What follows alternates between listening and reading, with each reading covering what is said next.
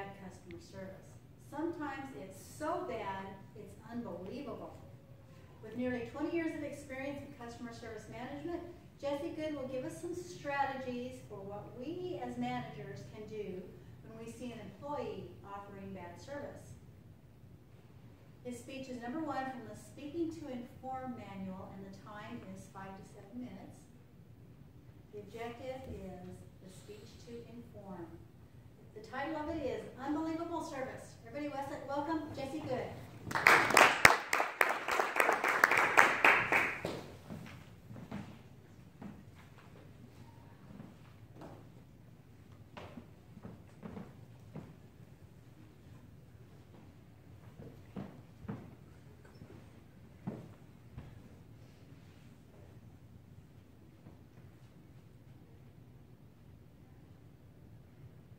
Fellow Toastmasters, today you are customer service managers, and you are here because you have a problem. Your employees give bad customer service, but not just bad customer service. It is so bad, it's unbelievable. And I can feel your pain because I've been through this before. Let me tell you about what happened to me one night. I used to manage at a family-oriented bowling center. Has anyone ever been to Fat Cats here in Provo? 1, 2, 3. Okay, you guys made me nervous there. There's almost nobody. I used to manage at Fat Cats, and some nights things would get really busy. I had a good staff running up at the front desk, so I would move my way around to do what I call touching tables. Hey, how are you doing tonight? Are you having a good time? Everything's working great with Elaine. You guys are having a fantastic time? Great. Hey, how are you guys doing? Is there anything I can help you with? You're having a great time? That's fantastic. I love it. I'm perfect. And then a woman over on the first lane stopped me, and she says, "Can I speak to you?" I said, "Yeah, what can I do?" She says, "I need to talk to the manager."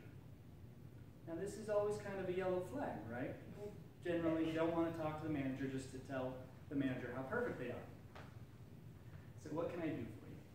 And she says, "I would like to tell you about the unbelievable service that we received." Now, unbelievable is kind of a funny word because I was like, "Oh, unbelievable," or is it unbelievable? And it was the second one. She said, "We're really disappointed because the girl who helped us at the front desk was," and she used these exact words, "incapable of smiling." It's like, shot through the heart. What am I supposed to do? So I jumped into rescue mode. "Oh, I'm so sorry about that. Is there anything I can do for you guys to make this better? To make this a great experience for you?" And she said, "No, I just thought that as the manager, you should know about it." So I said thank you, ran up to the front desk, I grabbed some free passes. "Hey guys, how's it going? I'm sorry that you had a bad experience. Here are some free passes for the next time that you come back." She said, "Thanks, but we won't need those. We're not coming back." Unbelievable. They had such an unbelievable experience, they would not come back given the option to do so for free. And I knew why. I knew exactly why. Because here's what was happening up at the front desk. I had worked with a girl up there. Bart's going to come up and help me here. This is the girl who worked at the front desk.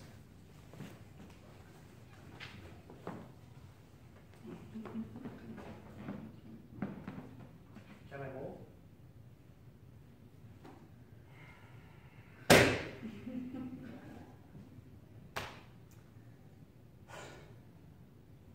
How many games do you guys want to play today? Okay, you can sit down. Thank you. This is what I had to deal with. Yeah, you would kind of like to, wouldn't you? So I would quickly like to offer 3 tips for what you as customer service managers can do when you see something like this happen. She's getting ready to write. I like that. The first thing actually doesn't have to do with the employee. It has to do with your managers. You need to see what your managers are doing. Are your managers trained? And are they training their employees? As well as, are your managers motivated? And are they motivating your employees? Now this can be difficult because in my case, I was the manager.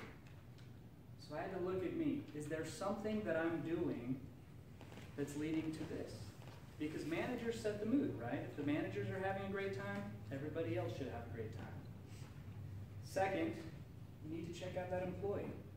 Do they have the skills they need? Are they properly trained to be able to give great customer service? Similarly, are they motivated? Do they have the drive that they need to give great customer service? Your manager's doing a fantastic job. You find out your employee is trained and should be motivated, and they're still giving terrible customer service. What should you do? That's where I'm going. You need to take corrective action. This might be writing them up. Maybe it's moving them to a non-customer facing department.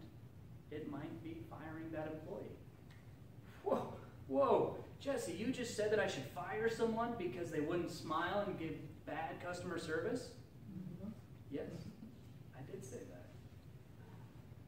Bart, you have clients in Japan, correct?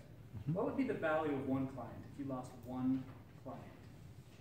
My main client is probably over half of my business. Okay. So could I just say thousands of dollars? Okay.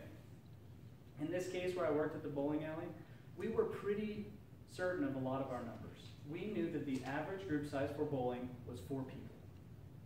The average person spent $6.25 each visit. That means each group was spending about $25 and came an average of 4 times a year. That's $100 that walked out my door and wouldn't come back because they had received unbelievable service. Would you fire an employee who stole $100? Heck yes, you would. So why would you not fire someone for letting $100 walk out the door? But it gets even better. Paul R. Tim, who is the president at Customer Satisfaction Strategies, he did some research that showed that for every person who speaks up, there can be up to 24 more people who never said a thing. So that's not $100 that walked out the door. That could be $2,500 that walked out the door. So something has to be done with these employees. Similarly, some recent research from Joseph Grenny, co-author of Crucial Conversations, showed that one bad customer service experience can cost an organization over $50,000. Now this survey was done amongst a lot of Fortune 500 companies, but we all understand, I think, the impact of a customer. So those are the 3 things you need to do. Check with your management.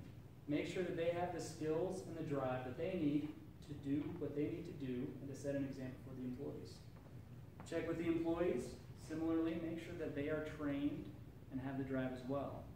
And if they do and they're still not delivering that great service, then you need to take corrective action. Because otherwise, they can cost you a lot of money by giving unbelievable service.